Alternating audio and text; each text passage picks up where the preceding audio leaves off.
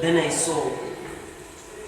And then I saw the man who buried her to the ground. Zolile was a seed. She's alive in our memories and in her presence we believe. It's her essence that we cherish, a woman knowing no defeat. She was hurt with no deceit. She lives on, believe me.